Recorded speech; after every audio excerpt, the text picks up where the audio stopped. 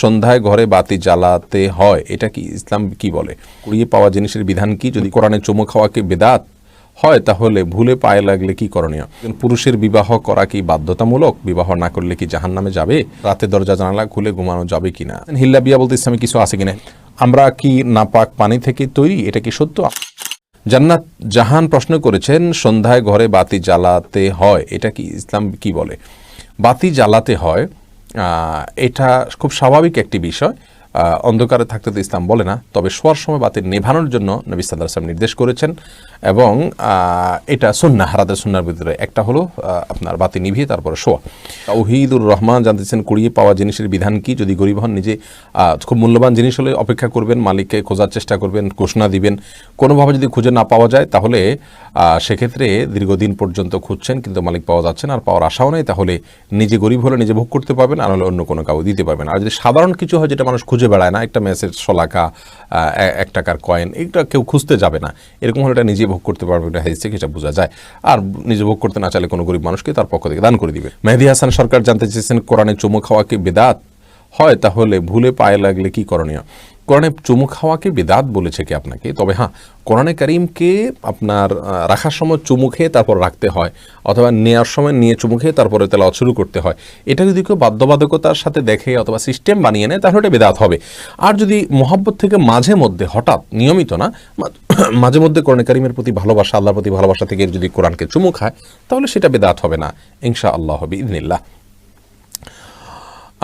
কারণ এটা আমাদের সমাজের একটা সংস্কৃতি, আমাদের সমাজের একটা কালচার যে আমরা ভালোবাসা প্রকাশের জন্য চুমু খেয়ে থাকি। অতএব তারই প্রকাশ অংশ হিসাবে যদি চুমু খায় মাঝে মধ্যে তাতে অসুবিধা নেই, তবে এটি সুন্নাহ, মুস্তাহাব বা কোরআন হাদিসের কোনো নির্দেশ না, সেই ধারণা পরিষ্কার থাকতে হবে।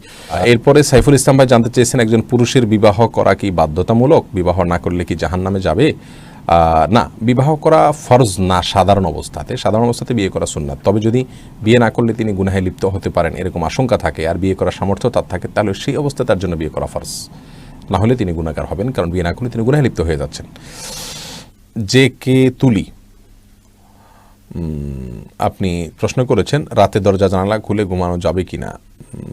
সরাসরি কোরআন হাদিসে নিষেধ আছে বলে আমার জানা নেই, তবে হ্যাঁ, দরজা বন্ধ করে নিষেধ, ঘুমানো নিষেধ, দরজা বন্ধ করতে বলা আছে। তানিম সুলতানা জানতেছেন, মহিলার পিরিয়ড অবস্থায় নবীর জন্য দুরূদ পড়তে পারবে কিনা? পারবে। যে ইস শিমুল জানতেছেন, জামা পড়া অবস্থায় পুরুষেরা কি নাভির নিচে প্যান্ট পরতে পারবে কিনা? নাভির নিচে প্যান্ট পরতে পারবে যদি উপরে জামা থাকে, কোনো অসুবিধা নেই। লুৎফুন নেসা লিমা জানতে চেয়েছেন, হিল্লা বিয়া বলতে ইসলামে কিছু আছে কিনা? হিল্লা বিয়াকে ইসলাম নিষেধ করে এবং হিল্লা বিয়ের মাধ্যমে প্রথম স্বামীর জন্য তালাকপ্রাপ্তা স্ত্রী বৈধ হয়ে যায়, ঠিক, কিন্তু এই কাজটা গুনাহের কাজ। নবী সাল্লাল্লাহু আলাইহি ওয়াসাল্লাম কঠোরভাবে নিষেধ করেছেন এবং লানত বর্ষণ করেছেন। শহীদ আলম শর্মিন জানতে চাইছেন, আমরা কি নাপাক পানি থেকে তৈরি, এটা কি সত্য? আমরা যে পানি থেকে তৈরি হয়েছে সেই পানিকে আল্লাহ তাআলা খুবই তুচ্ছ পানি বলেছেন, সেটা নাপাক কিনা এটা নিয়ে ওলামাদের মধ্যে মত পার্থক্য রয়েছে। ইমাম আহমদ ইবনে হাম্বল রাহিমাহুল্লাহ এবং তার অনুসারীদের মতে এটা নাপাক না পাক। তারা বলেন যে নবীদেরকে সৃষ্টি করেছেন আল্লাহ, তার নাপাক কেন হতে পারে? তো আসলে কোনো উপাদান পরিবর্তিত হয়ে গেলে সেটা তো আর তার মূল বিধানটা থাকে না। যাই হোক, এটাকে আমাদের উলামা ইকরাম বা আবু হানিফা রাহিমাহুল্লাহ সহ অনেকে নাপাক বলেন। তো এটা নিয়ে মত পার্থক্য আছে, একাডেমিক মত পার্থক্য, ওই পানিটা পাক কি না পাক সেটা নিয়ে।